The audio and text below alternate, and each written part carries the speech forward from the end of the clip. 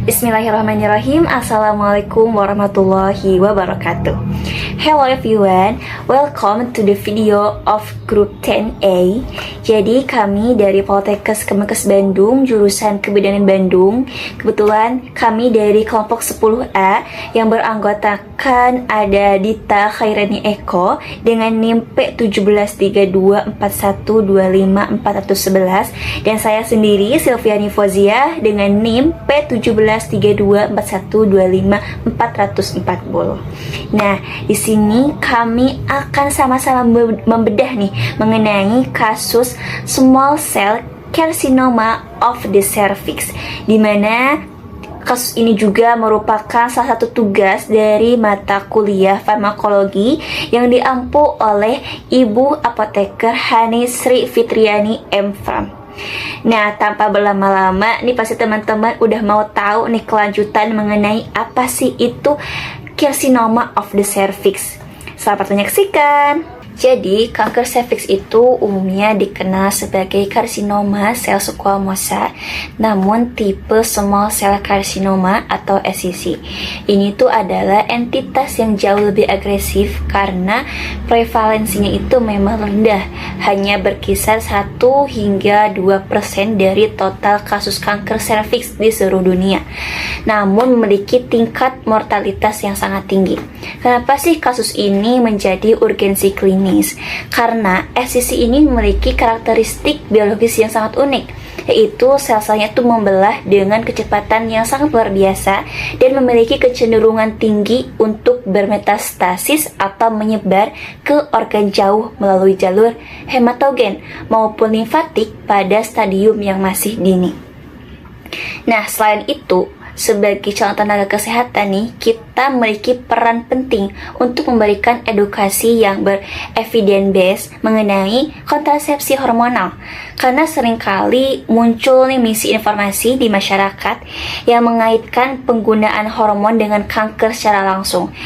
Padahal, realitas yang itu menunjukkan bahwa faktor risiko bersifat multifaktorial, terutama didominasi oleh infeksi virus HPV tipe risiko yang sangat tinggi. Nah, di sini ada kasus pasien dengan identitas inisial Nyonya A, di mana seorang wanita muda berusia 26 tahun. Poin yang sangat menarik gitu sekaligus memperhatikan di sini adalah mengenai usianya.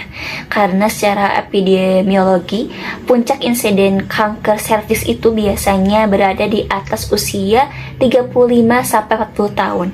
Namun kemunculan SCC pada usia 26 tahun menegaskan bahwa varian neuroendokrin ini tidak memandang usia produktif. Berdasarkan kriteria Vigo 2018, pasien ini didiagnosis berada pada stadium 1B3 yang menunjukkan adanya tumor primer yang ukuran itu sudah siap signifikan secara klinis. Nah, Nyonya ini datang dengan keluhan utama yaitu perdarahan vagina yang tidak normal. Nah, dalam istilah medis biasanya disebut dengan perdarahan uterus abnormal. Perdarahan ini bersifat spontan dan seringkali terjadi secara profus atau banyak dan juga tidak berkaitan dengan siklus menstruasi. Nah, hal ini mengindikasikan bahwa masa tumor itu pada serviks sudah mulai menginvasi pembuluh darah atau menyebabkan erosi pada jaringan serviks yang sangat vaskular. Nah, mari kita tinjau kronologi klinisnya. Perjalanan penyakit ini dimulai pada Maret 2018, di mana hasil CT scan-nya pertama kali menginformasi adanya massa tumor di serviks. Nah, hal yang paling menonjol dari kasus ini adalah progresivitasnya yang sangat cepat. Meskipun telah dilakukan intervensi medis awal, pasien juga mengalami fase kekambuhan atau relapse yang signifikan. Yang mengejutkan, sel kankernya ini tidak hanya kembali di area lokal, tetapi juga terdeteksi pada kelenjar getah bening di area para aorta.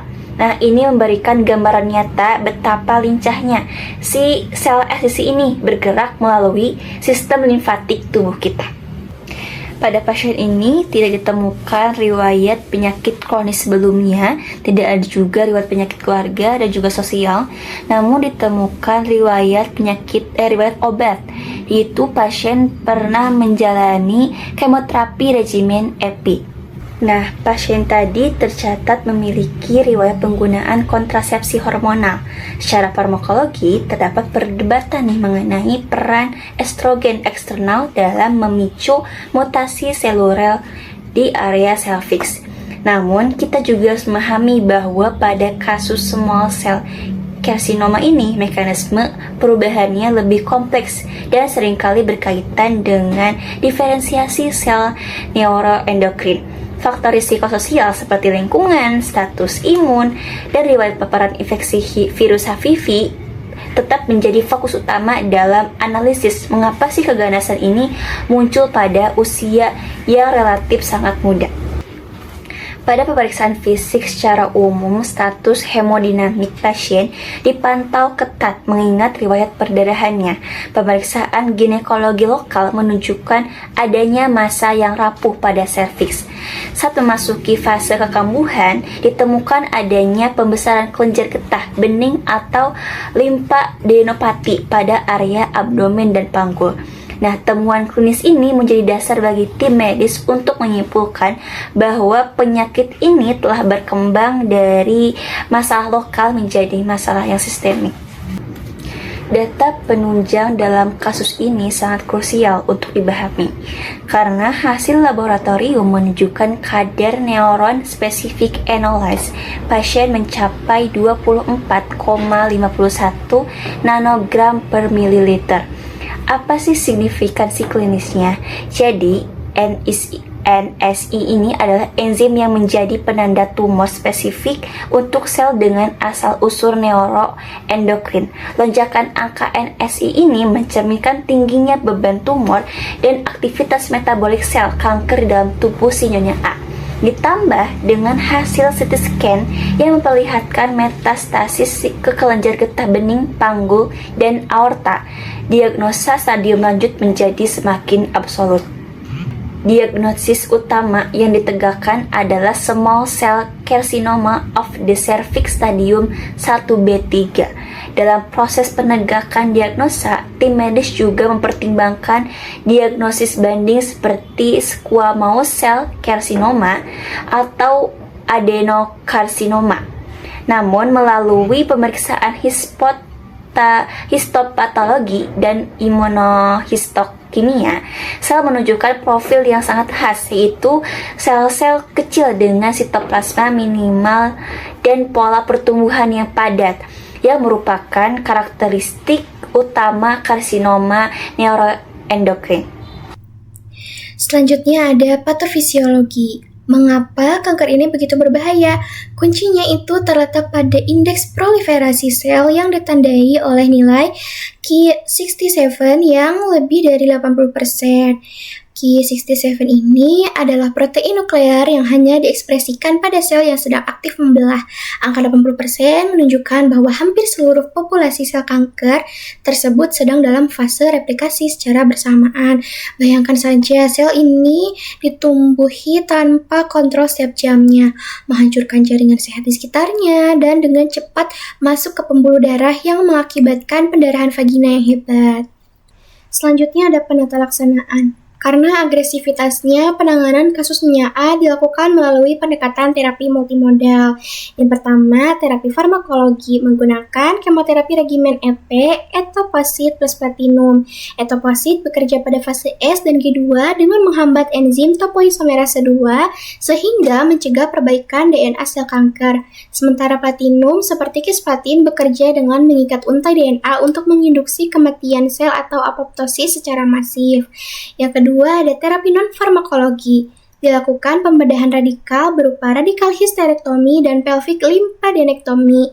Selain itu, pasien harus menjalani radioterapi dan brachyterapi untuk mengeradikasi sisa-sisa sel mikro yang mungkin masih tertinggal di area panggul. Rasionalitas dari kombinasi ini adalah untuk menyerang kanker baik secara lokal melalui bedah dan radiasi maupun secara sistemik melalui obat dan kemoterapi. Selanjutnya, evaluasi dan monitoring. Monitoring dilakukan dengan sangat teliti melalui evaluasi kadar NSE secara periodik. NSE bertindak sebagai indikator keberhasilan terapi.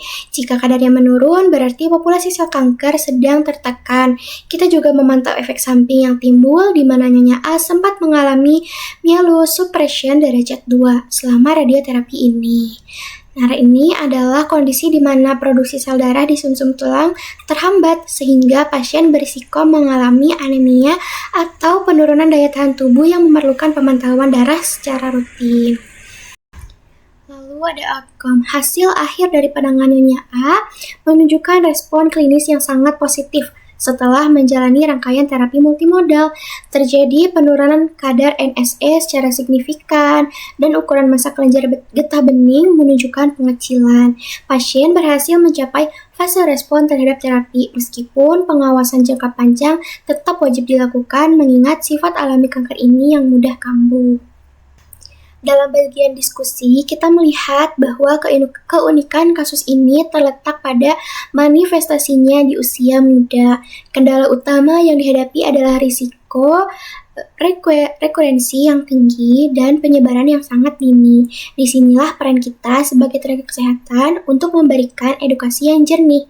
Kita harus menekan bahwa faktor utama kanker serviks adalah infeksi HPV persisten. Isu kontrasepsi hormonal jangan sampai menakuti masyarakat, namun tetap harus digunakan di bawah pengawasan medis yang tepat dan dibarengi dengan pola hidup sehat serta screening berkala.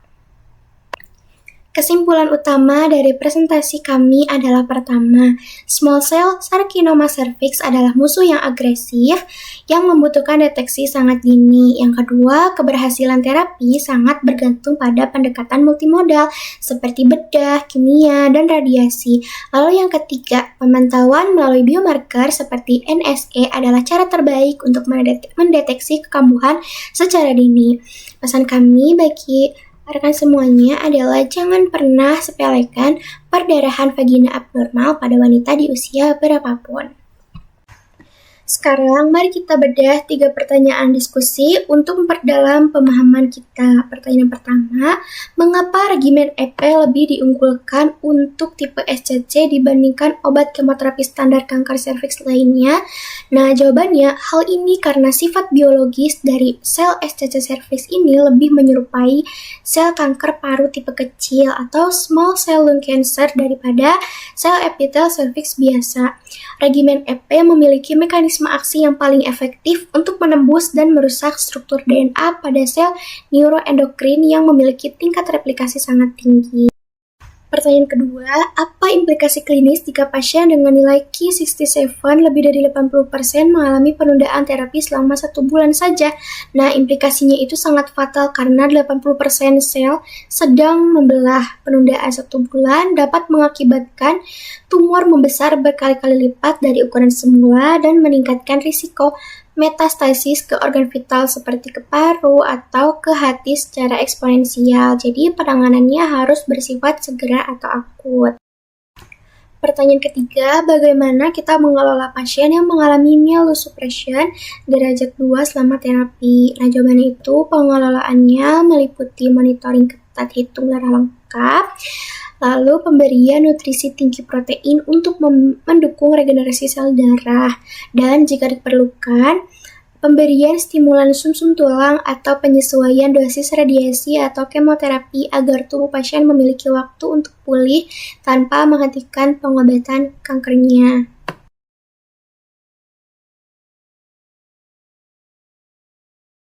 Baik, teman-teman semuanya, cukup sekian dari presentasi kami. Kurang lebihnya mohon maaf. Wassalamualaikum warahmatullahi wabarakatuh. Terima kasih.